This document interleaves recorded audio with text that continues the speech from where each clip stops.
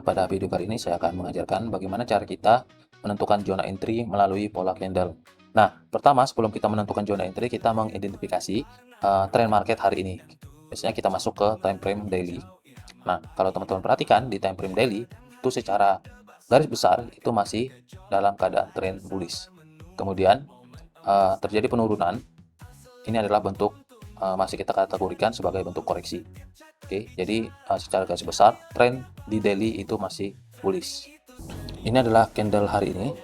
Di bagian bawah sini, ini adalah open marketnya hari ini. Kemudian ini sedang running menuju ke atas. Nah, oke, kita akan tandai di area sini dari candle hari ini sampai dengan candle kemarin. Nah, kemudian kita berikan tanda juga di candle tanggal 5 November sampai tanggal 6 November kemarin. Setelah itu kita perhatikan di area sini. Oke. Nah, ini adalah open market hari ini, kita tandai. Nah, kemudian kita turun ke time frame H4. Nah, kalau kita perhatikan di time frame H4, kita menemukan letak open market hari ini, yaitu di area sini. Nah, perlu teman-teman ketahui di time frame H4, untuk membentuk satu candle seperti ini, itu membutuhkan waktu selama 4 jam. Jadi satu candle itu sama dengan 4 jam untuk pembentukannya. Nah, di sini kita sudah tahu harga pembukaan market hari ini, yaitu di area sini, di 4 jam. Dia sempat mengalami penurunan ke bawah, kemudian baru melanjutkan kenaikan ke atas. Sekarang sedang di area sini. Nah, dari sinilah kita bisa mulai menentukan range pergerakannya itu sampai di mana. Nah, kalau kita perkecil, nah ini seperti ini.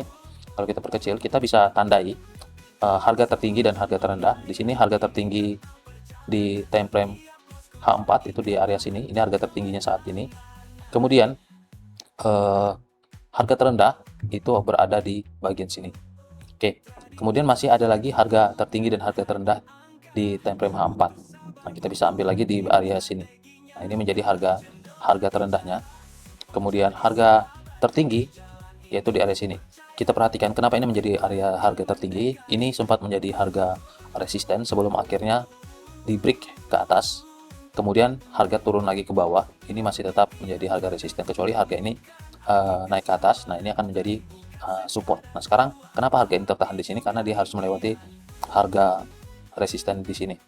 Tips dari saya, bagaimana cara menentukan resisten dan support, itu teman-teman masuk ke line chart. Nah, ini perhatikan. Nah, teman-teman perhatikan di bagian line chart ini, jika menemukan pola seperti ini berbentuk A, jika ada pola berbentuk A seperti ini, ya, ini kita kategorikan sebagai resisten. Nah, kalau teman-teman menemukan pola berbentuk V seperti ini adalah support.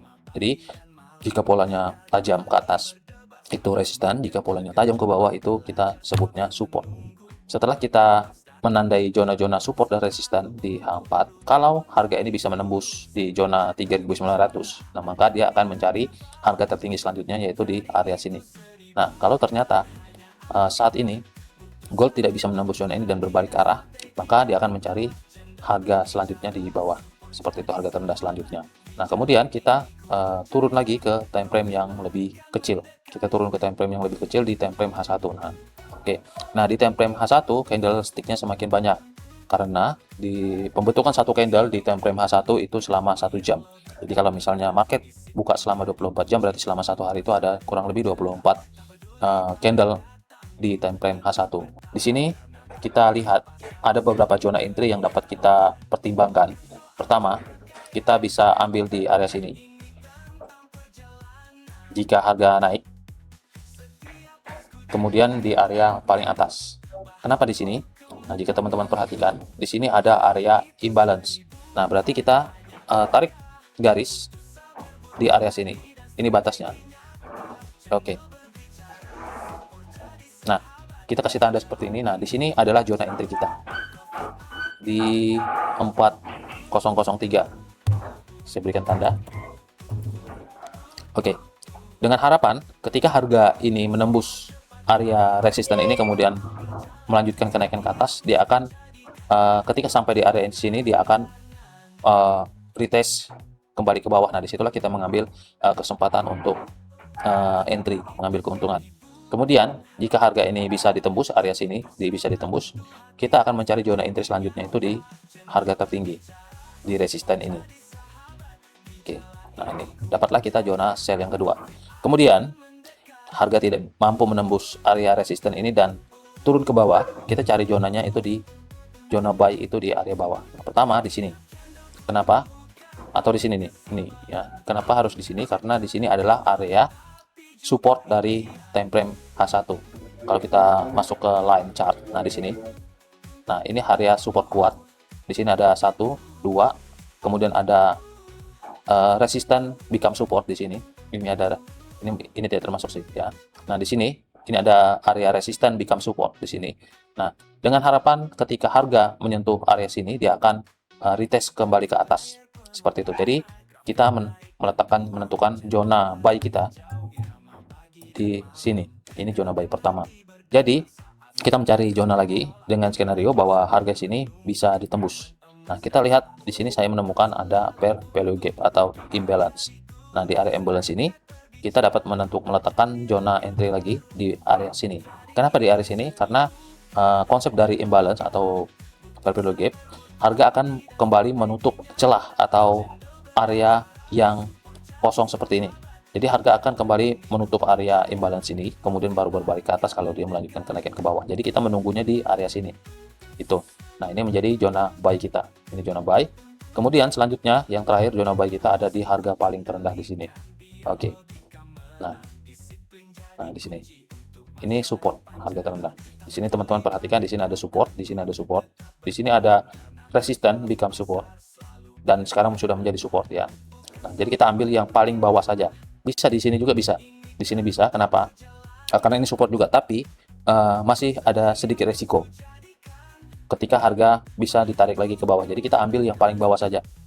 Mengingat ini time frame besar, jadi pergerakannya kemungkinan akan cukup lama untuk menyentuh area-area sini. Jika teman-teman ingin zona entry yang lebih cepat, berarti kita harus turun lagi ke time frame yang lebih kecil. Biasanya H1 itu patokannya di M5. Nah, kita turun ke M5 di sini. Kita bisa menemukan zona entry scalping yang lebih cepat di sini. Nah, ini kalau kita perkecil, nah kita menemukan zona entry yang lebih kecil lagi. Contoh di area sini, ini adalah resisten di M5. Dalam artian ini bisa menjadi zona sell kita, tapi jangka pendek, tidak untuk ditahan terlalu lama. Kemudian di area sini, ini dapat menjadi zona sell kita. Kemudian di mana lagi area buy-nya? Kita cari lagi di bawah di sini. Ini area buy. Kemudian ini area buy. Kita ambil yang garis besarnya saja, jangan yang kecil-kecil. Biasanya yang kecil-kecil seperti ini terlalu mudah untuk ditembus. Kemudian kita kembali lagi ke candlestick. Nah, di sini kita menemukan zona-zona entry scalping di time frame M5. Jadi kita tinggal menunggu harga menyentuh zona-zona kita ini. Semoga tutorial ini bisa membantu teman-teman dalam menentukan zona entry dan belajar trading secara mandiri.